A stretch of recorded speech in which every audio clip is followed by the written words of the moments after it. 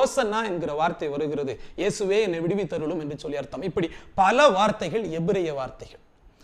இப்போ இறைவனுடைய வாயிலிருந்து இந்த உலகத்தில் அவர் வாழ்ந்த நாட்களில் அவருடைய வாயிலிருந்து வெளிப்பட்ட எல்லா வார்த்தைகளும் எபிரேய சொற்களாக இருக்கிறது.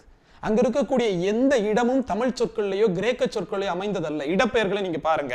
கெத்சமனி என்கிற வார்த்தை மத்தேயு அல்லது மார்க்கில் கூட நீங்க வாசிக்கலாம். 14:32 கெத்சமனி என்கிற வார்த்தை வரும். கொல்கதா என்கிற வார்த்தை வரும். கபதா என்கிற வார்த்தை வரும். இது எல்லாம் எபிரேய சொற்கள் என்று சொல்லி இந்த வேதமே சொல்லிருக்கு. அப்படி என்றால் எபிரேய தேசத்தில் நடக்கக்கூடிய ஒரு சம்பவங்களை குறித்து இந்த வேதம் சொல்லிக் கொண்டிருக்கிறது. எபிரேயம் பேசக்கூடிய மெஸ்ஸியா என்பவரை பற்றி நாம் இந்த வேதத்தில் வாசித்துக் கொண்டிருக்கிறோம். இன்னும் ஒருபடி மேல அவர் மரிச்சிட்டாரு. எலி எலி லபஸ்தானா என்று சொல்லி எபிரேயத்தில் பேசுகிறார். அவருடைய சிலுவையில் கூட எபிரேயத்தில் எழுதப்படுகிறது. அவர் மரித்த பிற்பாடு சவுலுக்கு அவர் காட்சி கொடுக்கிறார். நீங்கள் அப்போஸ்தலருடைய புஸ்தகம் அதனுடைய 26வது அதிகாரம் அதனுடைய 14-15 வாசிக்கிற போது, நாங்கள் எல்லோரும் தரையில் விழுந்த போது, சவுலே சவுலே நீ ஏன் என்னை துன்பப்படுத்துகிறாய், முள்ளில் உதைக்கிறது உனக்கு கடினமா என்று எபிரேய பாஷையில் என்னுடனே சொல்லுகிற ஒரு சத்தத்தை கேட்டேன். அப்பொழுது நான், ஆண்டவரே நீர் யார் என்றேன். அதற்கு அவர், நீ துன்பப்படுத்துகிற யாஷ்வா நானே என்கிறார்.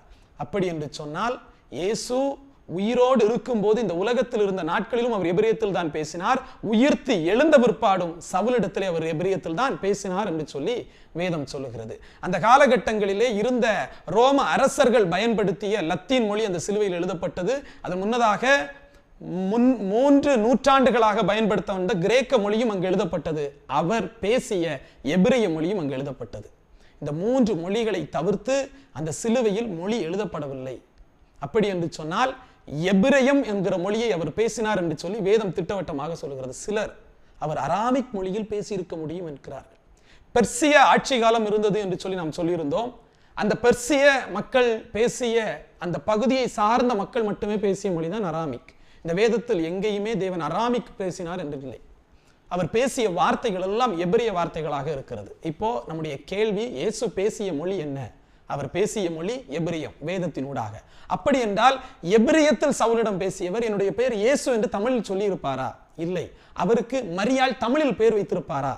இன்னும் ஒருபடி மேல போய் மரியாள் இடத்திலே தேவதூதன் இந்த பிள்ளைக்கு இயேசு என்று பெயரிடுவாயாக, ஜீசஸ் என்று பெயரிடுவாயாக என்று சொல்லி 3000 பெயர்களை அடுக்கி சொல்லியிருக்க வாய்ப்பு இருக்கிறதா? இல்லை. மரியாளுக்கு புரிகிறபடி எபிரேயத்திலே அவர் யாஷ்வா என்றுதான் சொல்லியிருப்பார். அந்த யாஷ்வா யூதர்களின் சிங்கம் என்பதால், யூத குலத்தை மீட்க வந்தவர் என்பதால் அவர்களுடைய மொழியான அந்த புனித நூல் எபிரேயத்தில் இன்று எழுதப்பட்டிருப்பதை அவர் வாசிக்க முடியும் என்று சொன்னால் அவர் எபிரேயத்தில் தான் பேசியிருப்பார். அவருடைய மொழி எபிரேயம், அவருடைய நாமம் யாஷ்வா. அதை நீங்கள் அறிவீர்கள் என்று சொன்னால் ரட்சிக்கப்படுவீர்கள். தேவன் உங்களை ஆசீர்வதிப்பார்.